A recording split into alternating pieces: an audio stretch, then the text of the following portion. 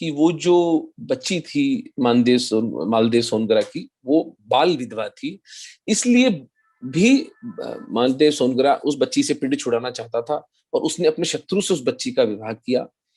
यद्यपि इसको वीर विनोद में श्यामल दास जी बहुत हॉटली कंटेस्ट करते हैं कि नहीं, ऐसा हो ही नहीं सकता कि एक महाराणा के साथ एक बाल विधवा का विवाह किया गया हो। बी दैट एज इट में, जो भी रहा हो, वो हम कभी पता नहीं लग पाएगा कि वो बच्ची बाल विधवा थी या नहीं थी, क्योंकि उस समय का इतिहास ही लगभग नष्ट हो चुका है। लेकिन ये एक बहुत बड़ी कंट्रोवर्सी है। राजा हमीर अपनी 500 सेना लेकर, 700-800 की सेना लेकर के चित्तौड़ पहुंचते हैं, बारात लेकर के विवाह हो जाता है। विवाह के दिन वो लड़की जो है वो कहती है कि आप एक अमुक नौकर है, वो इनसे मेरे पिताजी से मांग लो। उसका नाम मुझे स्मरण नहीं आ रहा है। मौजी राम को आप मेरे पिता से मांग लो। वो एक मेहता जैन था और मालदेव को समझ में नहीं आता। वो कहता ठीक है, अगर दहेज में अगर ये मांगना चाहता है तो ले ले, तो दे। ये एक बहुत बड़ी चाल थी उस लड़की की कि मौजी राम बहुत बहुत ही चालाक आदमी था और उसको हमीर की सेवा में वो उनकी पत्नी ले आती हैं और ये लोग वापस कैलवाड़ा आ जाते हैं। कुछ दिनों तक कैलवाड़ा में अपनी सेना का और विस्तार करने के बाद में मौजीराम आता है और कहता है कि आपने जिस चीज के लिए मुझे मालदेव से लिया है, कम से कम वो काम तो कर लें। हमीर कहते हैं कौन सा काम? तो बोले आप चित्तौड़ में आपको मैं प्रवेश करवाता हूँ। तो कहता कैसे? कि आप शिकार का बहाना करके उधर चले, उसके जो पहरेदार हैं वो मुझे जानते हैं, मैं दरवाजे खुलवा दूंगा और आप वहां पर संहार करके और चित्तौड़ का किला अपने हस्तगत कर लीजिए। और एक कार्यक्रम ऐसा चलता है कि अपनी 1000-1500 की सेना के साथ हमीर जाते हैं और मालदेव वहां था नहीं। मालदेव की कुछ सैनिक थे जो रक्षा करने के लिए मौजीराम को पहचानते थे। मौजीराम द्वार खुलवा देता है और द्वार खुले हुए चित्तौड़ के अंदर हमीर प्रवेश करते हैं और इस तरह से अपने पुरखों की खोई हुई उस संपत्ति को, उस स्वाभिमान को, चित्तौड़ की उस ध्वजा को हमीर सिंह जी पुनर्ग्रहित करते हैं।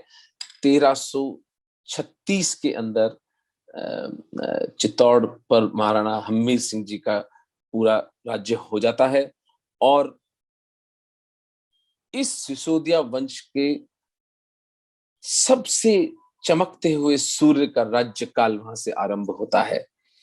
विलक्षण आदमी थे महाराणा हमीर सिंह।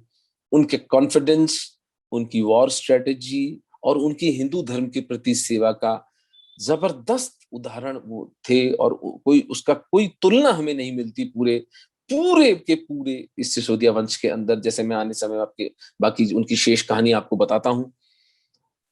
जब मालदेव सोनगरा को पता चलता है कि इस तरह से चित्तौड़ मेरे हाथ से निकल गया है, तो वो भागकर मोहम्मद बिन तुगलक के पास जाता है शिकायत करते हुए महाराणा हमीर सिंह की। और तुगलक और मालदेव की जॉइंट फोर्सेस हमीर पर, चित्तौड़ पर हमला करने के लिए चल पड़ती हैं। हमीर जब चित्तौड़ को जीतते हैं, तब आसपास के हिंदू जितने भी सामंत थे, जो इतने वर्षों से निराश बैठे थे, जब रावल रतन सिंह जी की इस तरह से निशंस हत्या हुई, महारानी पद्मिनी का जौहर हुआ, उसके बाद 9 पीढ़ियां राजपूतों की, सिसोदिया राजपूतों की खत्म हो गई। चित्तौड़ को पुनः जीतने के अंदर भुवन सिंह, अरी सिंह और बहुत से राहब, माहब, कर्ण सब मारे गए। तो भयंकर निराशा थी आसपास के हिंदू सामंतों के अंदर। लेकिन जब एक हमीर सिंह उठते हैं, तो सारे के सारे सामंत पुनः खड़े होते हैं कि हिंदुआ सूरज फिर से चमकने लगा है, फिर से भगवा ध्वज चित्तौड़ पर लहरा रहा है। और वे सब के सब अपने 1000-1000, 5,000, 2,000, 2,500, 3,000 झाड़ोल, गोगुंदा, बेगू, आसपास के जितने भी छोटे छोटे सामंत थे, वे सब हमीर की तरफ ग्रेविटेट करके, और भीलों का भी बड़ा समुदाय आकर के लगभग 20,000, 25,000 की एक सॉलिड सी सेना हमीर के पास तैयार हो जाती है। जब मोहम्मद बिन तुगलक और मालदीव की जॉइंट सेना दिल्ली से इनके ऊपर कूच करती है चित्तौड़ में हराने के लिए। अब हमीर सिंह एक बहुत बड़ी चाल चलते हैं कि इंस्टेड ऑफ वेटिंग कि वो चित्तौड़ में प्रतीक्षा करें कि ये लोग हम पर हमला करेंगे, वे सिंगोली नाम की जगह पर, इसे बैटल ऑफ सिंगोली कहा गया है, 1338 से 1340 में। डेट इसलिए थोड़ा सा आगे पीछे कर रहा हूँ क्योंकि जिन 5-6 किताबों से मैंने रेफरेंस ली है, वे सब डेट्स अलग अलग बताती हैं। कोई 2-4 साल का ऊपर नीचे हो जाता है। तो इसलिए मैं उस मार्जिन लेके चल रहा हूँ। मैं इस विवाद में पड़ना नहीं चाहता कि एग्जैक्ट डेट कौन सी थी। 2 साल ऊपर नीचे हो सकता है। वो अलग अलग राइटर जैसे जैसे उस टाइमलाइन को अपने हिसाब से इंटरप्रेट करते हैं, उस हिसाब से वो होता है। 1338 से 1340 के आसपास बनास नदी की चंबल के पास, चंबल के ऊपर सिंगोली नाम की जगह पर रात के समय